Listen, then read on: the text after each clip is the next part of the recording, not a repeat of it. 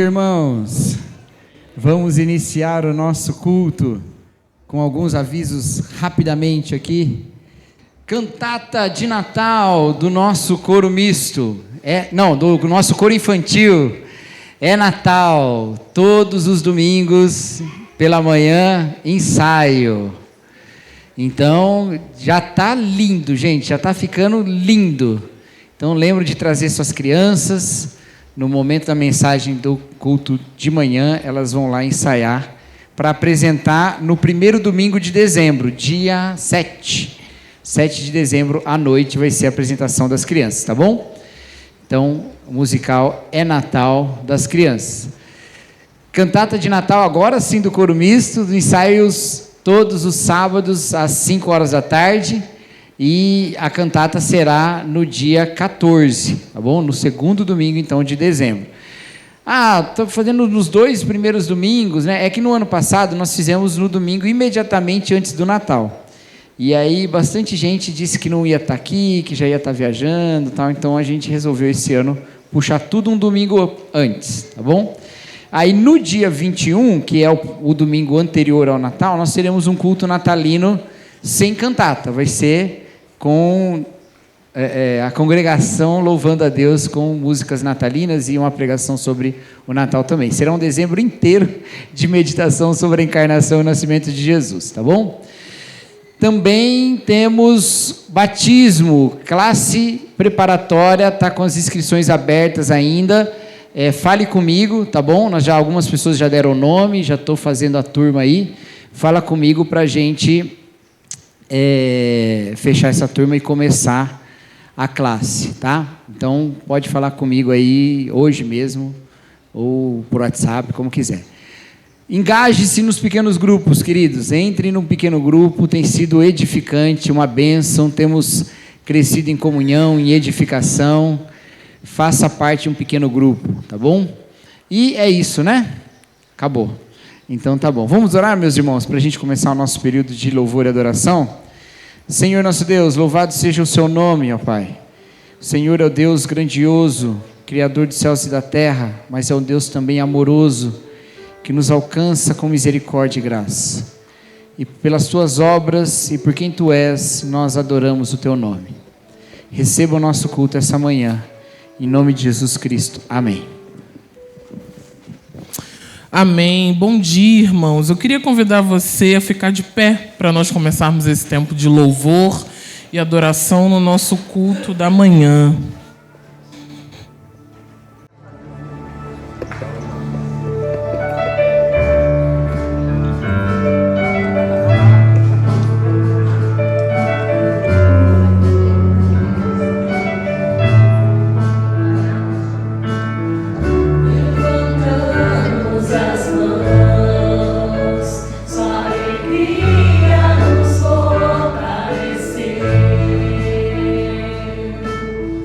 Nos prostramos e o adoramos.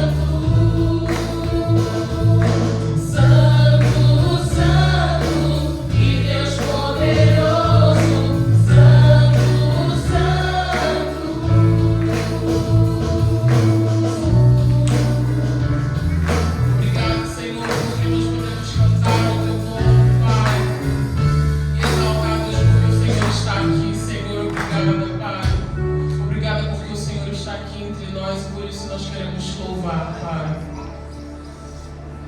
Obrigado, Senhor. Louvemos ao Senhor. Louvemos ao Senhor. Adoremos no seu santo monte nosso amado Pai. Seu nome é santo. Louvemos ao Senhor. Louvemos ao Senhor. Louvemos ao Senhor. Adoremos o seu santo monte nosso amado Pai. Seu nome é santo. Louvemos ao Senhor, pois seu nome é santo. Pois seu nome é santo. Louvemos ao Senhor, pois seu nome é santo. Pois seu nome é santo. Magnifiquemos ao Senhor, ao Rei que é digno de louvor. Excelso, supremo e muito digno de louvor. Excelso, supremo e muito digno de louvor. Louvemos ao Senhor, pois seu nome é santo. Pois seu nome é santo. Louvemos ao Senhor, pois seu nome é santo. Pois seu nome é santo.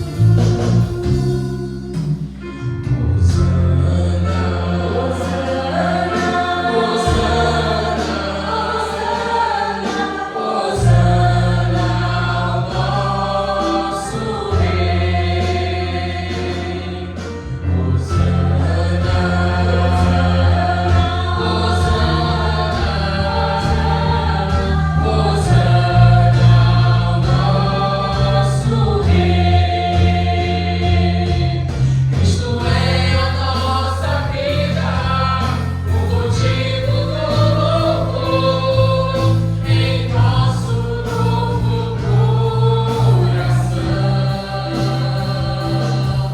Pois morreu a nossa morte, pra vivermos sua vida, nos trouxe grande salvação. Louvemos ao Senhor, pois seu nome é santo. Pois seu nome é santo. Louvemos ao Senhor, pois seu nome é santo. Pois seu nome é santo. Obrigado, Senhor. Obrigada, Pai, porque o Senhor é Hosana que está nas alturas e o Senhor também é o início e o fim.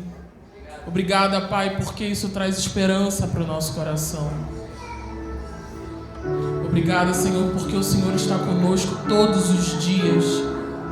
Porque o Senhor quer e porque o Senhor nos ama, Pai.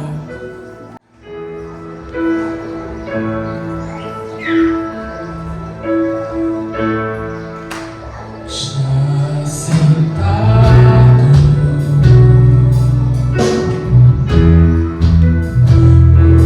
no trono.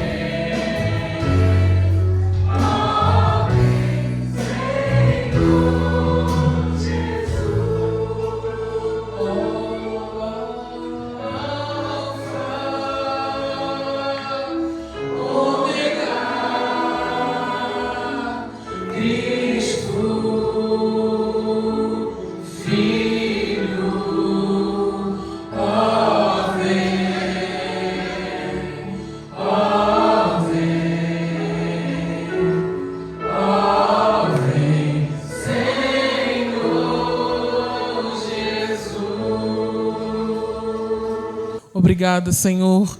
Obrigada porque nós podemos com segurança e com alegria e com muita certeza e paz declarar de que nós desejamos que o Senhor venha, Pai. Obrigada porque o Senhor é o Cristo, é o Filho e é Mestre do nosso coração.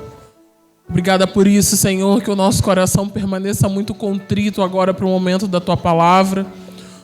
Oramos, Deus, pela vida do Juliano, o pregador agora da manhã que trará a palavra. Obrigada por isso, Senhor. Louvamos o Teu santo nome por isso, que o Senhor continue usando a vida do Teu Filho, Pai, em nome de Jesus. Amém.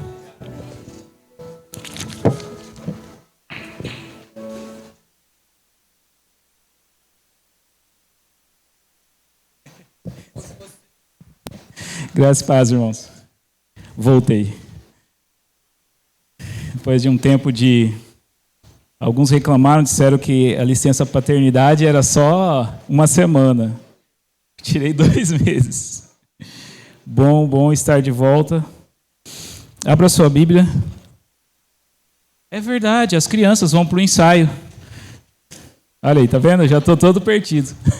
As crianças sigam a tia Nath para o ensaio do coral. Agora sim, abra sua Bíblia em Lucas, capítulo 1, Evangelho de Lucas, capítulo 1. Vamos ler a partir do versículo 66.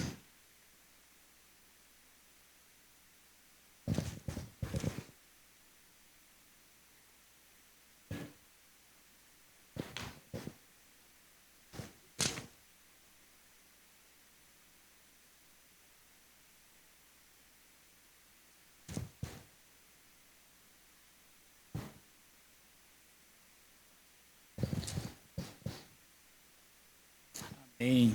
Maranata, vem, Senhor Jesus. Ansiosos esperamos a tua vinda. Diz assim a palavra de Deus, todos os que... Lucas capítulo 1, versículo 66. Todos os que as ouviram guardavam-nas no coração, dizendo: o que virá a ser este menino? E a mão do Senhor estava com ele. Zacarias, o pai de João, cheio do Espírito Santo, profetizou, dizendo: Bendito seja o Senhor, Deus de Israel, porque visitou e redimiu o seu povo, e nos suscitou plena e poderosa salvação na casa de Davi, seu servo, como havia prometido desde a antiguidade, por boca dos seus santos profetas, para nos libertar dos nossos inimigos e das mãos de todos os que nos odeiam, para usar de misericórdia com os nossos pais e lembrar-se da sua aliança e do juramento que fez ao nosso pai Abraão, de conceder-nos que, livres das mãos de inimigos, o adorássemos sem temor, em santidade e justiça diante dele todos os nossos dias. E você, menino, será chamado profeta do Altíssimo, porque precederá o Senhor, preparando-lhe os caminhos, para dar ao seu povo conhecimento da salvação, por meio da remissão dos seus pecados. Graças à profunda misericórdia do nosso Deus, pela qual nos visitará o sol nascente das alturas, para iluminar os que jazem nas trevas e na sombra da morte, e dirigir os nossos pés pelo caminho da paz. O menino crescia e se fortalecia em espírito, e viveu nos desertos, até o dia em que havia de manifestar-se a Israel. Amém. Sempre que eu leio esse primeiro texto, esse primeiro capítulo de Lucas, eu penso em como a gente pode aguardar, ou como nós estamos aguardando, a segunda vinda de Cristo, que nós acabamos de cantar aqui. Eu penso isso porque esse primeiro capítulo fala de coisas que antecederam imediatamente a primeira vinda de Cristo. Apesar de estar aqui no Novo Testamento, essa parte do Evangelho ela ainda faz parte do Antigo Testamento, porque o Novo Testamento ele começa propriamente quando Jesus chega, que vai acontecer no capítulo 2 aqui de Lucas. Tudo que a gente vê nesse primeiro capítulo está apontando para essa chegada que ainda vai acontecer. É por isso que quando eu olho para esse capítulo, percebendo aqui como que esse povo estava, o que eles estavam fazendo às vésperas da chegada do Messias, eu fico me perguntando como nós estamos nos preparando, ou como eu estou me preparando, para a segunda vinda desse mesmo Messias. E a resposta que a palavra de Deus me dá é que eu não me preparo, eu sou preparado pelo Espírito Santo. A segunda vinda de Cristo é um casamento onde o noivo é que prepara a noiva para a cerimônia. É o próprio Cristo que nos coloca neste caminho de santidade e nos prepara para a sua vinda. Assim como esse povo aqui, na primeira vinda de Cristo, ele foi encontrado fazendo aquilo que eles sempre fizeram, cultuando a Deus no templo, vivendo uma vida de devoção e fé, porque isso era o que eles eram, o povo eleito de Deus. A vinda do Messias não é mérito deste povo, mas cumprimento das promessas de Deus para Abraão, Isaque, Jacó, os pais, para Davi, de por meio da sua descendência abençoar todas as famílias da terra.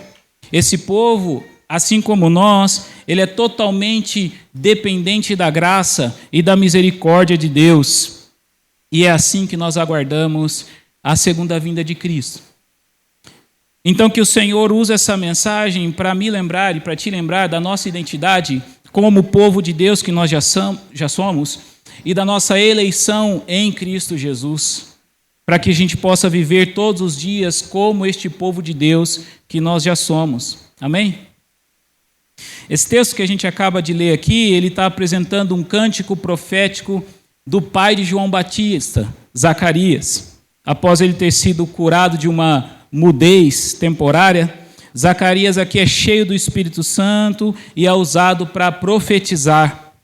O Evangelho de Lucas, em conjunto com Atos dos Apóstolos, ele é conhecido como o Evangelho do Espírito Santo, porque várias e várias pessoas são cheios, preenchidos pelo Espírito Santo no decorrer da narrativa de Lucas e Atos. E aqui, logo no primeiro capítulo, a gente vê no versículo 41, Isabel sendo cheia do Espírito Santo, e aqui nesse texto que nós lemos, o seu esposo Zacarias.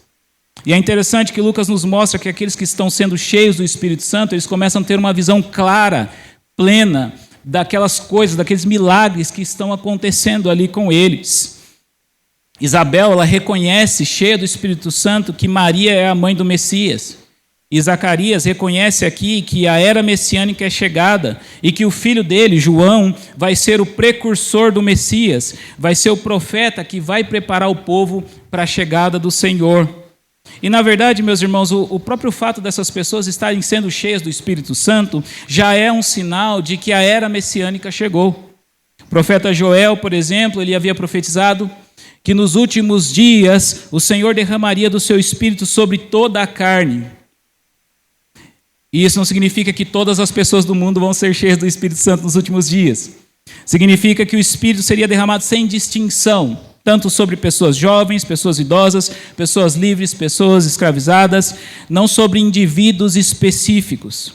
O apóstolo Pedro, inclusive, vai citar essa profecia de Joel quando os discípulos são cheios do Espírito Santo, em Atos, capítulo 2. Mas o que são esses últimos dias da profecia de Joel? E o que é essa era messiânica que os profetas anunciaram? E para a gente poder responder essa pergunta, a gente precisa voltar no início de tudo. Quando Deus criou o primeiro casal humano e os colocou em um jardim paradisíaco, para que ali o ser humano cultivasse aquela boa criação de Deus. Deus cria uma família humana, Adão e Eva, e separa essa família para habitar em uma terra santa, o jardim do Éden. Um povo santo em uma terra santa. E lá eles vão cultivar a criação para a glória de Deus, cultuar a Deus, obedecendo a sua vontade. Eles são uma família santa, numa terra santa, debaixo da bênção de Deus, do favor de Deus e do governo de Deus. Mas a gente sabe que esse casal humano, ele se rebelou contra Deus. Ele desistiu de ser aquilo que Deus o havia separado para ser e por isso ele foi expulso dessa terra santa, desse paraíso de Deus. Então, após essa deserção humana, o mundo bom de Deus começa a se tornar o mundo caótico dos homens, com morte, injustiças, guerras e todo tipo de maldade. Tudo isso começa a se alastrar pela terra, a partir da primeira desobediência, começa a tomar o mundo, parecendo até que Deus havia desistido da humanidade e que a humanidade agora está por sua própria conta. Mas apesar de todo este mal, o Senhor, Ele não desistiu da humanidade, glória a Deus por isso. O Senhor estava conduzindo um plano de resgate do ser humano desde que ele se perdeu. E a eleição do povo de Israel faz parte deste plano. A separação de Israel como um povo santo faz parte da história de redenção de toda a humanidade e é por isso que ela é importante para nós. O que Deus fez com o povo de Israel é muito parecido com aquilo que Ele fez no Jardim do Éden. Deus separa um povo dentre todos os povos da terra para ser exclusivamente seu. E coloca esse povo em uma terra para que ali eles possam adorar a Deus e cultuá-lo, cultivando a sua glória entre as nações. A eleição do povo de Israel como uma nação santa, um povo feliz, cujo Deus é o Senhor, tinha o propósito de anunciar ao mundo a reconciliação de Deus com o ser humano caído. Israel deveria ser uma cidade edificada sobre um monte. Os outros povos deveriam olhar para o povo de Israel e ali ver o paraíso de Deus e ser atraídos pela luz do favor de Deus que estava sobre aquele povo. Aqueles que estavam em trevas, e a Bíblia usa essa linguagem para falar daqueles que estão longe da presença de Deus, eles deveriam olhar para a nação de Israel, para o povo eleito de Deus, e ali ver a luz do Senhor, ver o sol nascendo, o sol das alturas, nascendo no meio das trevas e trazendo luz ao mundo. A eleição de Israel significa, então, esperança para o mundo todo. No meio do caos do mundo, o mundo poderia encontrar Israel, algo que a Bíblia vai chamar de shalom. Shalom é paz, é ausência de medo, é prosperidade. Shalom é a condição abençoada daquele que está debaixo do favor de Deus. E a gente vê isso no Antigo Testamento. A gente vê os povos vindo buscar essa bênção em Israel. Ruth, Raabe, Naamã e vários outros que a gente poderia citar aqui. Mas a gente sabe que o povo de Israel, assim como os nossos pais, Adão e Eva, também desertaram da sua função. Eles também se corromperam e por isso foram castigados com o exílio. Foram tirados da terra santa e foram submetidos a governos pagãos, reis e governantes que não temiam a Deus. O povo santo de Deus, Israel, por causa do seu pecado, viu a profanação da terra santa. Uma das cenas mais tristes dessa profanação, que não está registrado na Bíblia, mas a gente sabe por outros materiais não canônicos, foi quando o rei Antíoco IV, que se denominava Epifânio, uma aparição de Deus, ele levantou uma estátua de Zeus e sacrificou um porco, um animal impuro, no próprio pátio do templo em Jerusalém. Essa é a condição que o povo de Israel se encontra quando aqui Zacarias vai profetizar esse cântico que nós acabamos de ler, falando da restauração do povo de Deus e da chegada do Messias, né? Em tempos amargos, a notícia boa parece que fica mais doce ainda, né? Porque de todas as épocas do povo de Israel, o período em que ele chega mais perto de ser o povo de Deus, na terra de Deus, debaixo da bênção e do governo de Deus, foi durante o reinado do rei Davi, um rei segundo o coração de Deus. Davi foi um rei submisso ao Senhor, um homem de Deus que falhou, sim, mas mesmo quando falhava, ele reconhecia publicamente o seu pecado, se arrependia publicamente. Um rei por meio do qual Deus reinava sobre o seu povo. Um rei que entendia que o reino não era dele, que o povo não era dele, que ele não ditava as regras, mas o Senhor era o pastor de Israel. Escreveu um salmo sobre isso. A sua lei era a fonte de paz e prosperidade para o povo. E havia várias promessas, como no Salmo 2 ou no Salmo 72, de que um dia, da linhagem de Davi, surgiria um rei que restauraria a sorte de Israel. Um rei que dominaria de mar a mar, um rei que teria autoridade sobre todas as nações, uma rocha indica um governo sólido, um governo perene, que de Israel tomaria o mundo todo. E é deste rei messiânico que Zacarias está falando aqui neste cântico que nós lemos. O cântico começa louvando ao Senhor porque visitou o seu povo. E esse termo é um termo que a Bíblia utiliza para falar da intervenção divina no sofrimento do seu povo, como aconteceu, por exemplo, em Sodoma e Gomorra, ou no Egito, na época do Êxodo, quando Deus ouviu o clamor do povo, percebeu as injustiças, o mal que era feito contra eles e aplicou juízo sobre os opressores e libertou os justos.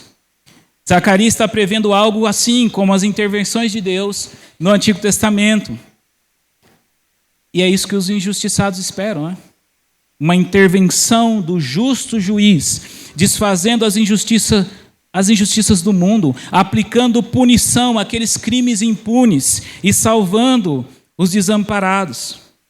E o cântico continua falando, então, que este livramento, essa intervenção divina, essa visitação, ela será operada a partir da casa de Davi, da linhagem de Davi. E nós sabemos que ele está falando do descendente de Davi, do filho de Davi, Jesus Cristo. E que essa salvação que está por vir é o cumprimento das promessas feitas no passado. Chegou o tempo de se cumprir as profecias sobre a era messiânica. E essas profecias falam da salvação do povo das mãos do seu inimigo, para que o povo pudesse servir a Deus livremente, sem medo, em santidade e justiça. Basicamente, a era messiânica é a esperança do povo de voltar a ser o povo de Deus, na terra de Deus, debaixo da bênção e do governo de Deus, governado por um rei temente a Deus e abençoado por ele, da linhagem de Davi. A esperança do povo é voltar a ser o povo de Deus, na terra de Deus, debaixo da bênção e do governo de Deus. E a continuação da profecia de Zacarias aqui, a parte 2, mostra que essa esperança não é uma esperança para um futuro distante aqui, mas que ela já começou a se cumprir. Zacarias se volta para o menino, seu filho, que acabou de ser circuncidado, e diz que ele será o profeta que vai preparar o povo para a chegada desta era. A chegada de João é como a chegada do pajem antes da noiva, né? É a chegada de um arauto que anuncia a chegada de um rei. Mas o ministério de João não é apenas anunciar ao povo como um arauto aquele que vem após ele, mas preparar o povo para a sua chegada. Como no Antigo Testamento, o povo, o arraial, tudo era purificado, santificado para a visita do Senhor. Aqui, João tem o ministério de levar o povo a um relacionamento. Conhecimento, aqui nesse texto, tem a ver com relacionamento com essa salvação que está por vir, por meio do arrependimento e do perdão dos seus pecados. Por mais que as palavras de João no seu ministério vão ser bem ásperas, né? Raça de víboras, o machado está posto à raiz das árvores. A função de João não é condenar, mas levar a consciência de pecados, levar o povo à consciência de pecados e ao arrependimento, para que o povo de Deus viva o propósito de Deus para ele. Presta atenção, não basta uma libertação externa dos seus inimigos, e não basta apenas que o rei seja temente a Deus, é necessário uma transformação interna, é necessário que o povo seja um povo de Deus, debaixo do governo de Deus. Deixa eu fazer uma aplicação aqui que pode ser polêmica. Não basta você votar em algum candidato, vem aí 2026 e o Brasil será do Senhor Jesus. As pessoas do Brasil precisam ser do Senhor Jesus. A gente precisa levar o Brasil à consciência de pecados, e de arrependimento e de salvação em Cristo Jesus, se a gente quer que o nosso país seja do Senhor. Brasil, não basta que o Brasil seja liberto dos inimigos da igreja, e nem que a gente tenha um governante temente a Deus. É preciso uma transformação interna. A gente consegue sim extrair isso daqui a partir desse texto. É necessário que o povo de Deus seja povo de Deus, debaixo do governo de Deus. Os inimigos políticos, os opressores, não são o único problema do povo e nem são o maior problema deles. O maior problema são os pecados do próprio povo, a sua frieza espiritual, o culto corrompido dos sacerdotes, a religião hipócrita que futuramente vai rejeitar o próprio Messias e sentenciar à morte por inveja o próprio Filho de Deus, irmãos. Eu me lembrei agora de uma fala do John Piper, né? Que perguntaram para ele por que ele não falava muito sobre política. E ele disse assim: primeiro, porque tem pessoas mais competentes do que eu para falar sobre esse assunto. E segundo, porque a Igreja de Cristo é forte sob qualquer governo. A Igreja de Cristo é forte sobre qualquer governo. Eu prefiro fortalecer a Igreja de Cristo, porque se ela for forte, ela será forte sobre governo comunista, capitalista, sobre qualquer tipo de governo. João não vai ser um líder preparando um exército para a chegada de um líder militar para fazer uma conquista por meio da guerra. João está preparando um povo santo para a chegada do Deus encarnado. João está preparando um povo que seja luz para a chegada da luz, para que aqueles que estão nas trevas vejam a luz e vão para a luz, ao invés de ficarem nas trevas. O trabalho de João é santificar um povo para a chegada do Deus encarnado, para uma visitação de Deus. João está lembrando o povo de Deus de que eles são povo de Deus, preparando os seus corações para a chegada daquele que os guiará para o caminho da paz, para o caminho da shalom.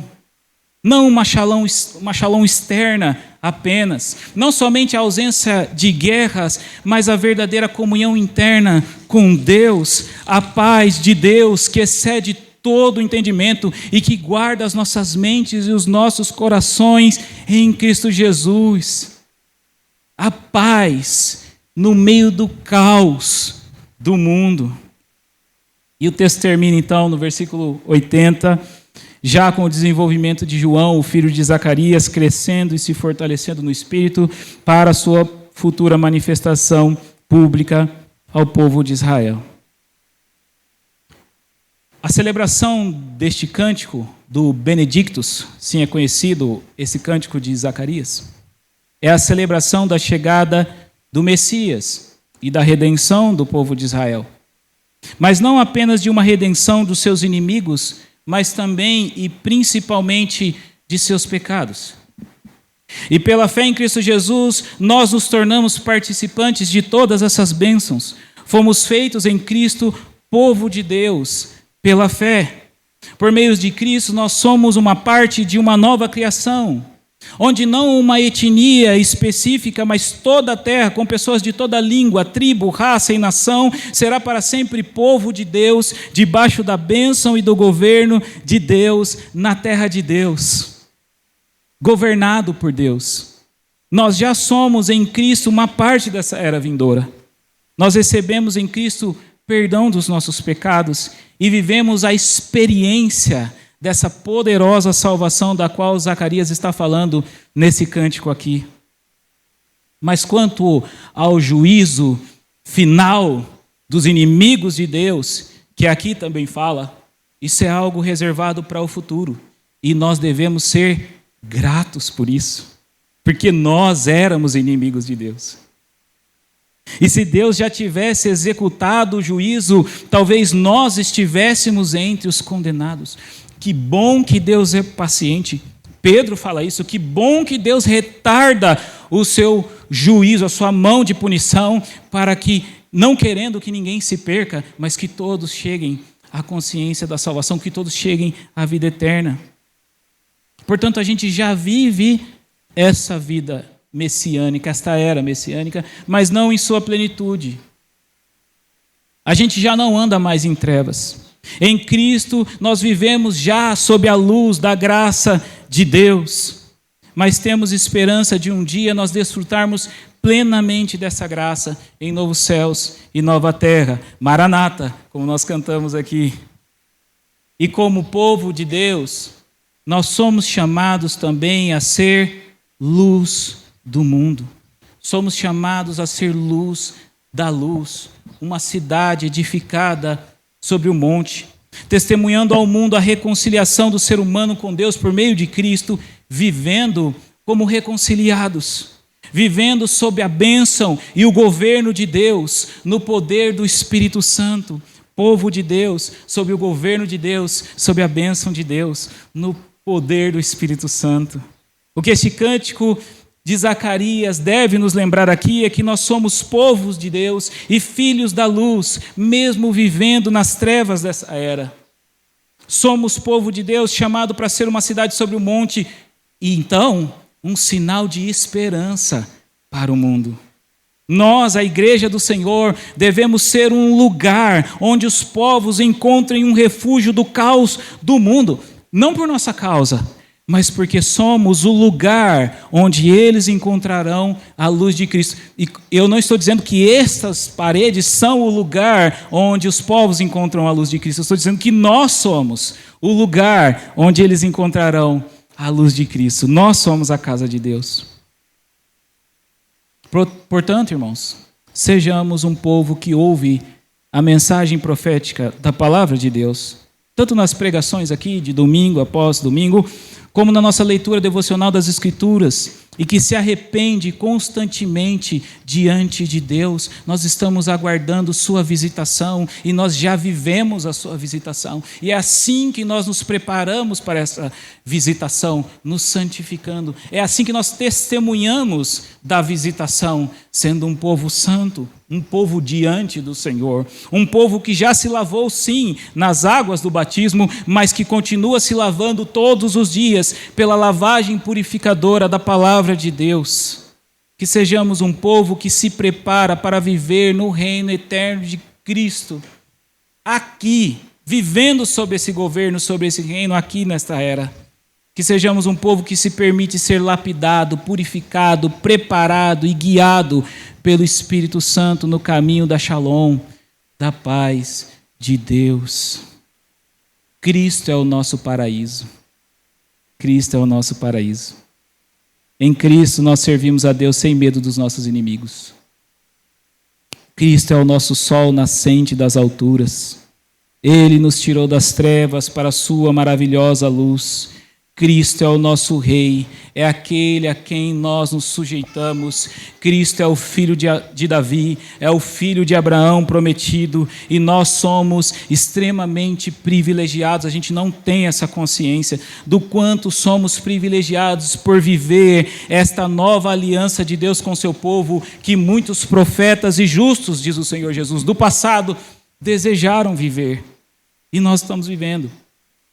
Que sejamos um povo que louva e bendiz o Senhor, o nosso Deus, que visitou e redimiu o seu povo e nos suscitou plena e poderosa salvação por meio de seu Filho Jesus.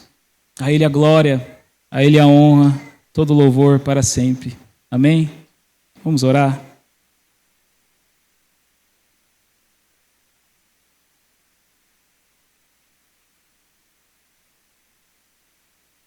Senhor, queremos te agradecer, Senhor, por sua bondade e misericórdia. Quem somos nós para sermos chamados filhos de Deus? Quem somos nós para sermos chamados povo eleito, povo santo, povo de propriedade exclusiva de Deus?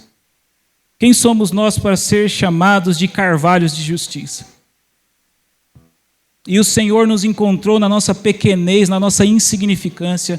O Senhor nos encontrou, ó Deus, na nossa pobreza e nos fez povo eleito de Deus, a fim de nós proclamarmos as virtudes daquele que nos chamou, daquele que nos elegeu, daquele que nos tirou das trevas para a sua maravilhosa luz. Quem somos nós, ó Deus, para nessa madrugada do pecado já poder ver os raios do sol nascente das alturas, poder olhar e já contemplar o vislumbre do dia que está nascendo para nunca mais anoitecer? Quem somos nós para ser uma parte da era eterna, do reino messiânico sobre toda a terra, onde os reis trarão as suas riquezas e depositarão aos pés do Cordeiro? Quem somos nós, Deus? Mas diante desse vislumbre, que os nossos olhos se abram, que nós não troquemos isso por nada, que a gente não milite mais por nada a não ser pela causa de Cristo e o seu reino e a expansão da sua luz. A sua luz, como nós cantamos ontem no ensaio, brilha, brilha, brilha em nós, Senhor Jesus. A sua luz poderosa, para que o mundo veja uma cidade, para que o mundo veja um refúgio, para que o mundo veja luz e venha para debaixo da luz do favor de Deus. Que o Senhor sobre nós resplandeça o seu rosto e tenha misericórdia de nós e nos traga paz, como diz a bênção araônica. Nós estamos debaixo dessa bênção. O Senhor volta constantemente para nós o seu rosto. O Senhor está voltado com o seu rosto para nós agora, nesta manhã, Senhor, para este povo aqui em Nova Odessa. Isso é muita bondade, é inacreditável. Nós só concebemos isso pela fé. Então, Senhor, que nessa manhã todo o teu povo saia com essa consciência: somos povo de Deus. Nos purificamos não para ser alguma coisa, nos purificamos porque nós já somos. Deus visitou e redimiu o seu povo, Ele está no meio de nós. Ele está no meio de nós e nós estamos com Ele por Cristo Jesus. Louvado seja o teu nome, Senhor. Obrigado por este culto. Que o Senhor possa dar um bom domingo de descanso para todos aqui e que a gente reúna-se novamente aqui à noite para continuar louvando e glorificando, Senhor, o teu nome. E aqueles que já vão para casa, não estarão aqui à noite, que o Senhor possa dar uma ótima semana para esses irmãos e irmãs e eles possam sair para ser luz da luz e preparar o caminho para a luz plena que está chegando, para a glória do teu santo nome, Senhor Deus. Em nome de Jesus. Amém. Glória a Deus, vá em paz, uma ótima semana.